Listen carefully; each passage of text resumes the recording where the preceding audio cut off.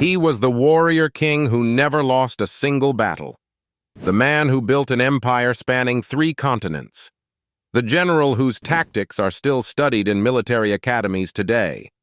But who was he? And how did he rise to become one of the most feared and admired conquerors in history? This is the untold story of Alexander the Great, the unstoppable force that shaped the world as we know it. The birth of a conqueror. Born in 356 BCE in Pella, Macedonia, Alexander was destined for greatness. His father, King Philip II, was a brilliant military strategist who transformed Macedonia from a weak kingdom into a rising power. But Alexander was something more, a boy who believed he was meant for immortality. From a young age, he trained in warfare, leadership, and philosophy under the greatest mind of the time, Aristotle. Under his mentorship, Alexander studied science, medicine, and strategy, preparing him for the battles ahead. One of the most famous stories from his childhood? The tale of his legendary horse, Bucephalus. No one could tame the wild stallion, but Alexander noticed it was merely afraid of its own shadow. Turning the horse toward the sun, he mounted it with ease. This bond would last a lifetime, as Bucephalus would carry him into countless battles. Then, tragedy struck. In 336 BCE, his father was assassinated. At just 20 years old, Alexander ascended the throne. But rather than ruling over Macedonia alone, he had bigger plans. He would conquer the world. Crushing rebellions, the first test of power. As soon as he took the throne, rebellion erupted. Greek city-states like Thebes and Athens saw an opportunity to break free from Macedonian rule.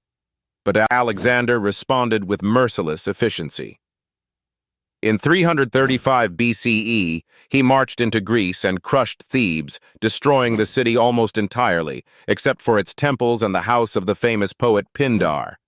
The message was clear. Defy Alexander, and there would be no mercy. The Persian campaign, the beginning of an empire. In 334 BCE, Alexander turned his sights toward Persia, the greatest empire of the ancient world. His first major battle? The Battle of Granicus. Facing 40,000 Persian soldiers, Alexander charged headfirst into battle. With his men outnumbered, he personally led a cavalry assault, cutting down Persian commanders and forcing the enemy to retreat. This victory was crucial. It opened the gates to Asia Minor. But Alexander was far from done.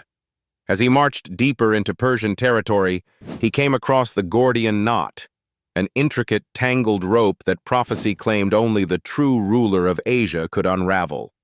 Instead of struggling with it, Alexander simply sliced it in half with his sword, proving that he wasn't just a conqueror. He was a man who made his own destiny. The Battle of Issus, facing King Darius III. In 333 BCE, Alexander faced his greatest challenge yet, the Battle of Issus against King Darius III of Persia. Darius had an army twice the size of Alexander's, including heavily armored war chariots. Outnumbered, but not outmatched, Alexander used terrain to his advantage, forcing the Persians into a narrow valley where their numbers meant nothing. Then, in a bold move, he led a direct cavalry charge at Darius himself. The Persian king panicked and fled the battlefield, leaving his army in chaos. Alexander emerged victorious, capturing Darius's family and riches. But Alexander wasn't just a conqueror. He was a strategist. Instead of killing Darius's captured family, he treated them with respect and dignity, winning the loyalty of many Persian nobles. The Siege of Tyre, Alexander's greatest challenge. After Issus, Alexander set his sights on the powerful island city of Tyre. The problem? Tyre was located half a mile off the coast, protected by high walls and a strong navy.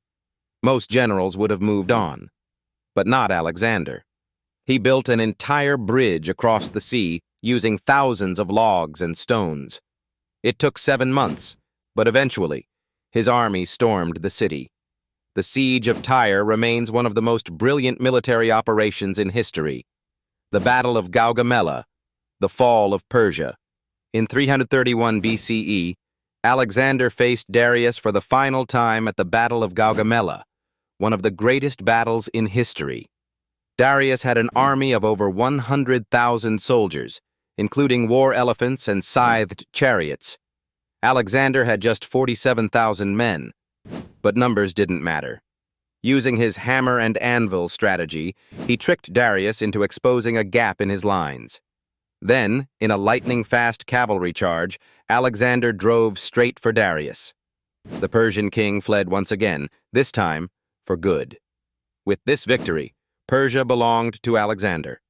He declared himself king of Asia, but rather than destroying Persian culture, he embraced it.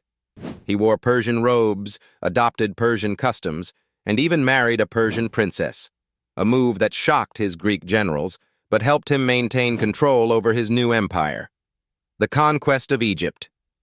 Declared a living god. Alexander then marched into Egypt, where he was welcomed as a liberator. There he founded the legendary city of Alexandria, which would become a center of knowledge and culture for centuries. But what shocked the world was when Egyptian priests declared him a living god, the son of Zeus. Whether he truly believed it or used it as a political tool remains a mystery. The Indian campaign, war against King Porus. In 326 BCE, Alexander reached India, where he faced his most terrifying enemy yet, King Porus and his war elephants at the Battle of the Hydaspes. These massive beasts trampled soldiers and crushed cavalry, but Alexander was a master of adaptation. He had his men target the elephants' legs, causing confusion in the enemy ranks. After a brutal battle, Alexander won, but instead of executing King Porus, he allowed him to remain in power as an ally. But this was the final conquest. After 10 years of war, Alexander's men refused to go further. Heartbroken, he was forced to turn back. The mysterious death of a legend. In 323 BCE, at just 32 years old, Alexander died in Babylon. Was it poison? Malaria? Typhoid? No one knows.